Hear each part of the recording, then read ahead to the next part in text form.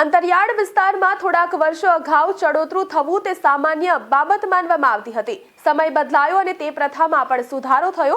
જ્યારે પણ કોઈ પણ વ્યક્તિનું શંકાસ્પદ મૃત્યુ થાય એટલે સુખદ સમાધાન કરીને તેના અગ્નિ સંસ્કાર કરી દેવામાં આવે છે। જો કે વર્ષો જૂની ભૂલાયેલી પ્રથા ફરી એકવાર સાબરકાંઠામાં જીવંત થતી જોવા મળી રહી છે। વિજયનગરના ગ્રામ્ય વિસ્તારમાં સગીરા સાથે દુષ્કર્મ આચર્યા બાદ તેની હત્યા કરી હોવાના આક્ષેપો સામે 4 દિવસીય પરિવારે મૃતદેહના અગ્નિ સંસ્કાર કરવાનો ઇનકાર કરી આરોપીઓ સામે કડક કાર્યવાહીની જીદ અડગ રાખી છે। જોઈએ આ અહેવાલમાં।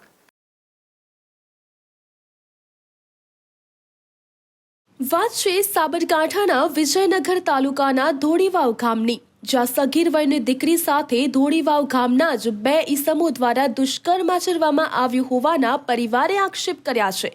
ગામના 2 ઈસમોએ સગીરાને પોતાની હવસની શિકાર બનાવી દુષ્કર્મ બાદ તેની કરુણ રીતે હત્યા કરાઈ હોવાના આક્ષેપ સાથે 4 દિવસથી સગીરાના મૃતદેહના અગ્નિ સંસ્કાર કર્યા વિના ઘરે રાખવામાં આવ્યો છે। થોડા વર્ષો અગાઉ વર્ષોથી ચાલી આવતી આ જ પ્રથા અંતરિયાળ વિસ્તારમાં જોવા મળતી હતી, જેને લોકો આજે પણ ચડોતરું નામથી ઓળખે છે। જ્યારે પણ કોઈ પણ ગામ કે વિસ્તારમાં ચડોતરું પ્રથા અપનાવવામાં આવે તે ગામ કે વિસ્તારમાં ખાખી સહિત તંત્ર પહોંચી શકે અને મામલો થાળે પાડી શકે તેવી ઘટના ક્યાંક બનતી હોય છે। જોકે અહીંયા એક સગીરાની સાથે દુષ્કર્મ આચરવામાં આવ્યા બાદ તેની હત્યા કરવામાં આવી હોવાના પરિવારે આક્ષેપ કર્યા છે। તેમજ સતત 4 દિવસથી મૃતદેહને અગ્નિ સંસ્કાર કર્યા વિના પોતાના ઘરે જ રાખવામાં આવ્યો છે। સગીરાના સ્વજનોના સ્પષ્ટ આક્ષેપ છે કે અમારી દીકરીને સાથે દુષ્કર્મ કરવામાં આવ્યું છે અને બાદમાં તેની હત્યા કરવામાં આવી છે, એટલે અમે પોલીસમાં રજૂઆત કરી છે, પરંતુ કોઈ પણ પ્રકારની ફરિયાદ દાખલ નથી કરવામાં આવી।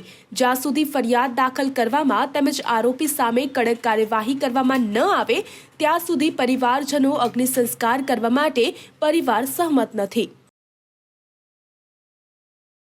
સાહેબ ઉઠાવી લીધી બરોબર, ઉઠાવીને બળાત્કારનો કેસ કીધો હે, અરે પેલો કીધો બળાત્કાર કીધો હે, બળાત્કાર કરી પછી મર્ડર કરી દીધો ઘરમાં એમને। 2 જણ હે માણસ ઉઠાવનાવાળા। બાઈક ક્યાંથી મળી તમને? લાશ પેલી આગલી પાર્ટીને ઘરે। કોણ પાર્ટી? પેલા સળુભાઈની ઘરે, નીનામાં કિશોરની ઘરે। એ આમાં રિપોર્ટ આલવાઈ જતા બરોબર, પોલીસવાળાને આવી જતા રિપોર્ટ લખાવજો તો અમે એફઆઈઆર ફાડજો નહીં તો સાહેબ। પછી અમે આવી જાય પોલીસવાળા આજે રાત્રે લાશ ઉઠાવતા હા, એફઆઈઆર ફાડજા વગરની ડાયરેક્ટ એમને। પછી હું વિજયનગર જતો ફોન આવ્યો હતો તે પછી હું તોયથી પાછો આવ્યો। લાશ અમે તોયથી લાશ પાછી પડાવજી અમારા ઘરથી, પછી પાછી અહીંયા મૂકી, પછી 4 વાગે લઈ જાવ પોલીસ સ્ટેશનમાં। દિવસે રાત્રે ટોટલ કેટલા દિવસ છે? 3 દિવસ થઈ ગયા છે। મારી ભત્રીજી છે। શું નામ? મમતાબેન શિવરાજ। ઓકે, તમારું નામ? અલ્પેશ। આખું નામ? વડેરા અલ્પેશ મરતાજી। हमारे छोरी थी, छोकरी थी, ये हमारे मकान पर आतु, ये छोकरी उठा लई गए तो पेलो अपने नाम किशोर भाई એને ઘરે લઈ ગયો, ભાગ્યને બલાત્કાર કર્યો, એને પછી મર્ડર કર્યો અને કરીને પછી રાત્રે 2 વાગે ઉઠાતા એ પાછી લાવ્યા અને પાછી લાવીને પછી વિજયનગર લઈ ગયા અને પોસ્ટમોર્ટમ કરાવ્યું। પોસ્ટમોર્ટમ કરાવીને પછી લાવ્યા, પાછા અમારા ઘરે લાવ્યા પણ એ અમારો નિકાલ નહીં થાય તો અમે લાશ બાળીએ નહીં। સમાધાનથી અમારે કરવાનું નથી। પૈસાનું કે એ વાત ખરી વાત હાસી, પણ અમારી આ એ નિકાલ નહીં આવ્યો તો સુધી અમે લાશ બાળીએ નહીં। આ લોકોનો એ આ એફઆઈઆર ફાડ્યો નહીં,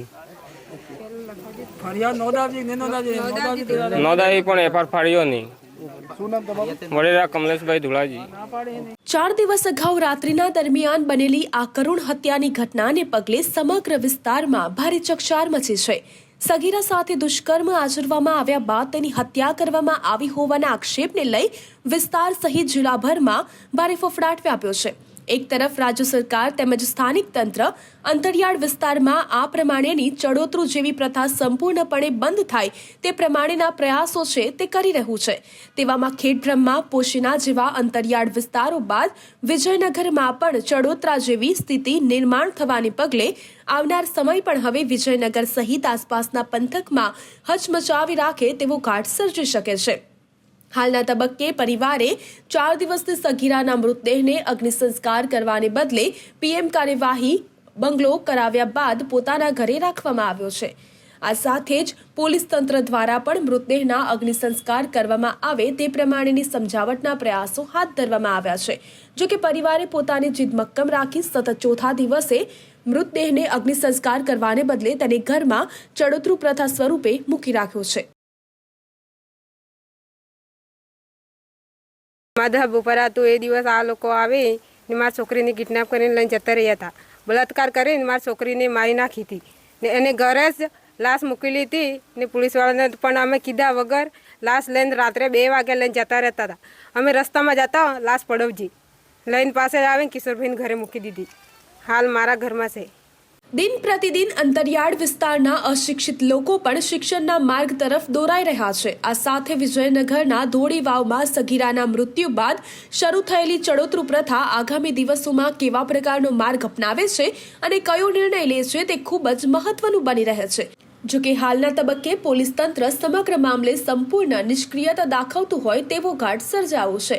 આ પ્રમાણેના દ્રશ્યો સામે આવ્યા છે એટલે કહી શકાય કે અંતરિયાળ વિસ્તારમાં ચડોતરું પ્રથા આજે પણ સ્થાનિક સહિત રાજ્ય સરકાર માટે પડકારરૂપ બની રહી છે.